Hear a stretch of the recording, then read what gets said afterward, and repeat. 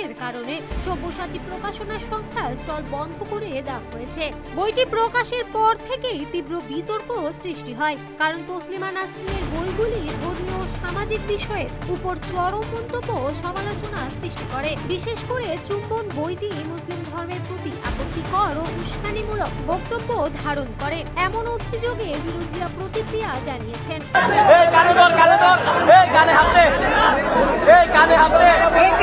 বইটি প্রকাশের পর থেকে বিভিন্ন মহলে বিতর্ক তীব্রতর হয় এবং এতে মুসলিম সম্প্রদায়ের অনুভূতিতে আঘাত দেওয়ার অভিযোগ ওঠে।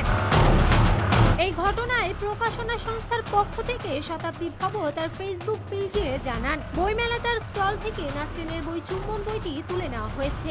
আজ থেকে সব্যসাচীর তসলিমা নাসরিনের চুম্বন বইটি বইমেলায় নিষিদ্ধ হলো। একই সাথে তসলিমা নাসরিন নামটিও নিষিদ্ধ হলো। প্রশাসন ও বইমেলা কর্তৃপক্ষের সাথে কথা বলে কোনো সুরাহা হয়নি বলে জানান তিনি। তবে আজ বইমেলায় তসলিমা নাসরিনের বিরোধীরা সব্যসাচী প্রকাশনা সংস্থার স্টল ঘেরাও করে এবং ব্যাপক হট্টগোল শুরু করে। এর মধ্যেই শতাব্দী ভবকে সবার সামনে হাত জোড় করে ক্ষমা চাইতেও দেখা যায়। এক পর্যায়ে সব্যসাচীর স্টল বন্ধ করে দিতে দেখা যায়। এই ঘটনা নিয়ে বিভিন্ন মহলে বিভক্ত প্রতিক্রিয়া দেখা গিয়েছে।